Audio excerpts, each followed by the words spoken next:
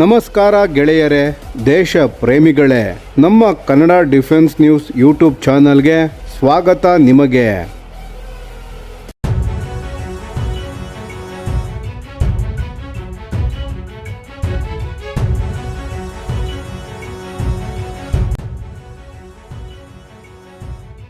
ಇಂದು ನಾವು ಮಾತನಾಡಲಿರುವುದು ಭಾರತದ ನ್ಯೂಕ್ಲಿಯರ್ ನೀತಿಯಲ್ಲಿ ಆದ ಒಂದು ಅತ್ಯಂತ ಮಹತ್ವದ ಬದಲಾವಣೆಯ ಬಗ್ಗೆ. ಇದು ಕೇವಲ ಒಂದು ಸುದ್ದಿಯಲ್ಲ, ಇದು ದಶಕಗಳ ಕಾಲ ಭಾರತ ಅನುಸರಿಸಿಕೊಂಡು ಬಂದ ತಂತ್ರದಿಂದ ದೂರ ಸರಿಯಲಾರಂಭಿಸಿದ ಒಂದು ದೊಡ್ಡ ಸಂಕೇತ. ಜೂನ್ 8, 2026ರಂದು ಜಗತ್ತಿನ ಅತ್ಯಂತ ವಿಶ್ವಾಸಾರ್ಹ ಶಸ್ತ್ರಾಸ್ತ್ರ ನಿಗಾ ಸಂಸ್ಥೆಯಾದ Stockholm international piece research institute ಅಂದರೆ ಸಿಪ್ರಿ ತನ್ನ ಸಿಪ್ರಿ ಇಯರ್ ಬುಕ್ 2026 ಬಿಡುಗಡೆ ಮಾಡಿದೆ. ಈ ವರದಿಯಲ್ಲಿ ಒಂದು ಅತ್ಯಂತ ಗಮನಾರ್ಹ ವಿಷಯ ಬಹಿರಂಗವಾಗಿದೆ. ಭಾರತ ಮೊದಲ ಬಾರಿಗೆ 12 ನ್ಯೂಕ್ಲಿಯರ್ ವಾರ್ಹೆಡ್ಗಳನ್ನು ಡೆಪ್ಲಾಯ್ಡ್ ಸ್ಥಿತಿಯಲ್ಲಿ ಇರಿಸಿದೆ ಎಂದು. ಸರಿ, ಈ ಡೆಪ್ಲಾಯ್ಡ್ ಅಂದರೆ ಏನು ಎಂದು ಮೊದಲು ಅರ್ಥ ಮಾಡಿಕೊಳ್ಳೋಣ. ಈವರೆಗೆ ಭಾರತ ತನ್ನ ನ್ಯೂಕ್ಲಿಯರ್ ವಾರ್ಹೆಡ್ಗಳನ್ನು ಮತ್ತು ಅವುಗಳನ್ನು ತಲುಪಿಸುವ ಡೆಲಿವರಿ ಸಿಸ್ಟಮ್ಸ್ ಅಂದರೆ ಮಿಸೈಲ್ಸ್ ಅಥವಾ ಏರ್ಕ್ರಾಫ್ಟ್ ಇವೆರಡನ್ನು ಶಾಂತಿ ಕಾಲದಲ್ಲಿ ಪ್ರತ್ಯೇಕ ಸಂಗ್ರಹಗಳಲ್ಲಿ ಇಡಲಾಗುತ್ತಿತ್ತು. ಅಂದರೆ ವಾರ್ಹೆಡ್ಗಳು ಒಂದು ಕಡೆ, ಮಿಸೈಲ್ಗಳು ಇನ್ನೊಂದು ಕಡೆ. ಇದು ಉದ್ದೇಶಪೂರ್ವಕವಾದ ನಿರ್ಧಾರ. ತಕ್ಷಣದ ಬಳಕೆಯ ಸಾಧ್ಯತೆ ಇಲ್ಲ ಮತ್ತು ಅಕಸ್ಮಾತ್ ಅಥವಾ ತ್ವರಿತ ಪ್ರಚೋದನೆಗಾಗಿ ಅವಕಾಶವಿಲ್ಲ. ಆದರೆ ಈಗ ಸಿಪ್ರಿ ಹೇಳುತ್ತಿರುವುದೇನೆಂದರೆ ಆ 12 ವಾರ್ಹೆಡ್ಗಳನ್ನು ಮಿಸೈಲ್ಗೆ ಜೋಡಿಸಲಾಗಿದೆ ಅಥವಾ ಆಪರೇಷನಲ್ ಫೋರ್ಸಸ್ ಇರುವ ಸೇನಾ ನೆಲೆಗಳಲ್ಲಿ ಇರಿಸಲಾಗಿದೆ ಎಂದು. 2024 ಮತ್ತು 2025 ಸಿಪ್ರಿ ವರದಿಗಳಲ್ಲಿ ಭಾರತದ ಯಾವ ವಾರ್ಹೆಡ್ ಕೂಡ ಡೆಪ್ಲಾಯ್ಡ್ ವಿಭಾಗದಲ್ಲಿ ಇರಲಿಲ್ಲ. ಎಲ್ಲವೂ ಸ್ಟಾಕ್ ಪೈಲ್ನಲ್ಲಿತ್ತು, ಅಂದರೆ ಸೇನೆಯ ನೆಲೆಯಲ್ಲಿ ದಾಸ್ತಾನಿತ್ತು. ಆದರೆ 2026 ವರದಿಯಲ್ಲಿ ಮೊದಲ ಬಾರಿಗೆ 12 ವಾರ್ಹೆಡ್ಗಳನ್ನು ಡೆಪ್ಲಾಯ್ಡ್ ಎಂದು ದಾಖಲಾಗಿವೆ. ಇದು ಸಣ್ಣ ಸಂಖ್ಯೆ ಎನಿಸಬಹುದು, ಆದರೆ ಇದರ ಸಂದೇಶ ಅಗಾಧವಾದದ್ದು. ಭಾರತದ ಒಟ್ಟು ನ್ಯೂಕ್ಲಿಯರ್ ಆರ್ಸೆನಲ್ಗಳ ಬಗ್ಗೆ ಮಾತನಾಡೋಣ.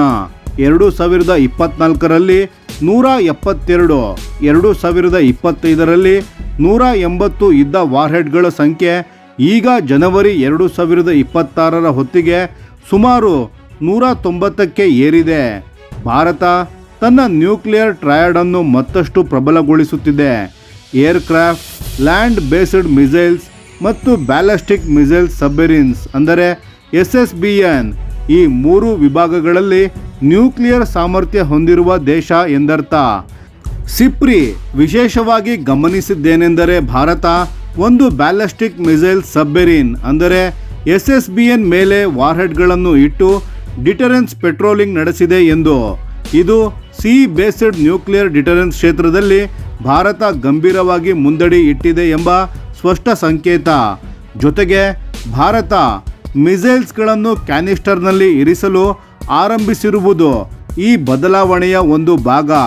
ಕ್ಯಾನಿಸ್ಟರ್ಸ್ನಲ್ಲಿ ಇರುವ ಮಿಸೈಲನ್ನು ತ್ವರಿತವಾಗಿ ಉಡಾಯಿಸಬಹುದು ಮತ್ತು ಅವುಗಳನ್ನು ದೀರ್ಘಕಾಲ ರೆಡಿ ಸ್ಥಿತಿಯಲ್ಲಿ ಇಡಬಹುದು.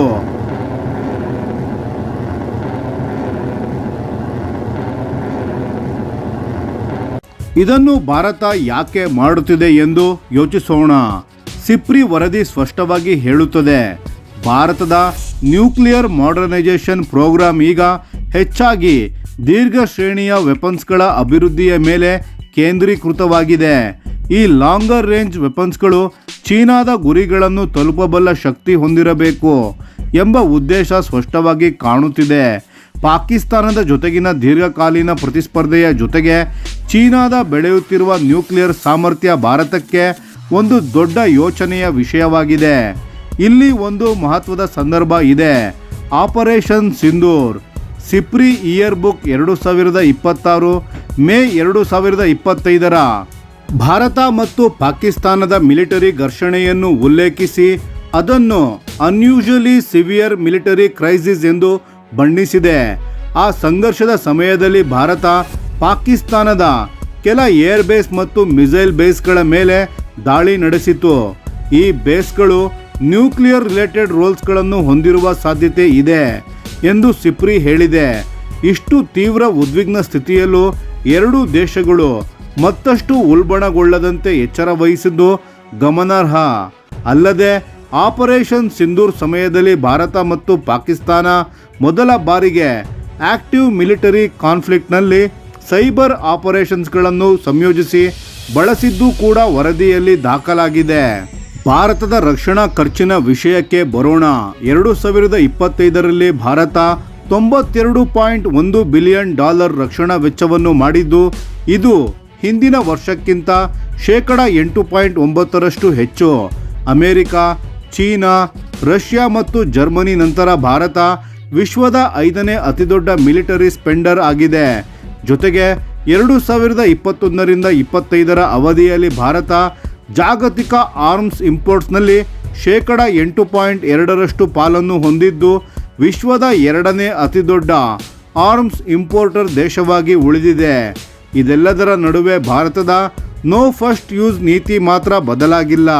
ಭಾರತ ಮೊದಲು ನ್ಯೂಕ್ಲಿಯರ್ ದಾಳಿಯನ್ನು ಮಾಡುವುದಿಲ್ಲ ಎಂಬ ತತ್ವವನ್ನು ಇನ್ನೂ ಜಾರಿಯಲ್ಲಿರಿಸಿದೆ.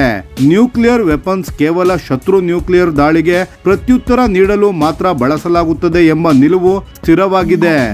ಭಾರತ ಆರ್ಮ್ಸ್ ರೇಸ್ಗೆ ಇಳಿಯುತ್ತಿಲ್ಲ, ಆದರೆ ತನ್ನ ಡಿಟರೆನ್ಸ್ ಅನ್ನು ಮಾತ್ರ ಹೆಚ್ಚು ವಿಶ್ವಾಸಾರ್ಹ ಮತ್ತು ಪ್ರಬಲಗೊಳಿಸುತ್ತಿದೆ. ಜಾಗತಿಕ ನ್ಯೂಕ್ಲಿಯರ್ ಚಿತ್ರಣವನ್ನು ನೋಡಿದರೆ ಜನವರಿ 2026ರ ಹೊತ್ತಿಗೆ ವಿಶ್ವದ 9 ನ್ಯೂಕ್ಲಿಯರ್ ಆರ್ಮ್ಡ್ ದೇಶಗಳ ಬಳಿ ಒಟ್ಟು 12,187 ನ್ಯೂಕ್ಲಿಯರ್ ವಾರೆಡ್ಗಳು ಇವೆ.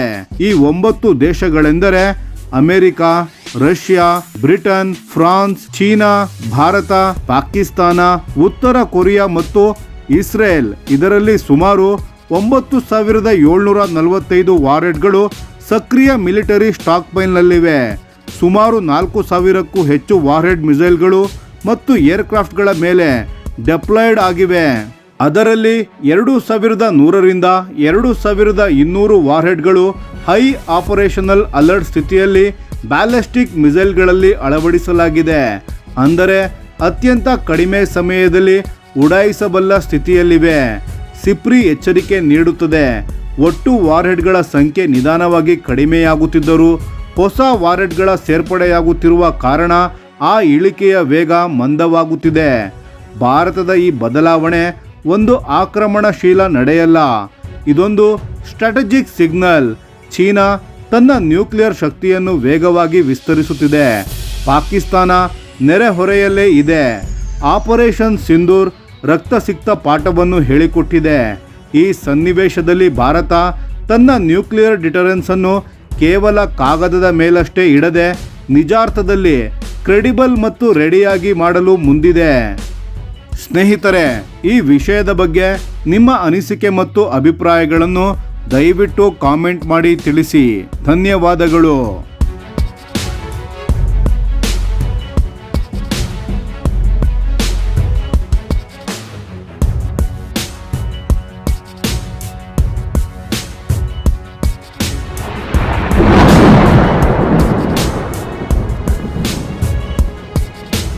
ಈ ವಿಡಿಯೋ ನಿಮಗೆ ಇಷ್ಟವಾಗಿದ್ದರೆ ಲೈಕ್ ಮಾಡಿ ಮತ್ತು ನಮ್ಮ ಚಾನೆಲನ್ನು ಸಬ್ಸ್ಕ್ರೈಬ್ ಮಾಡಿ ಹಾಗೂ ಬೆಲ್ ಐಕಾನ್ ಒತ್ತಿ.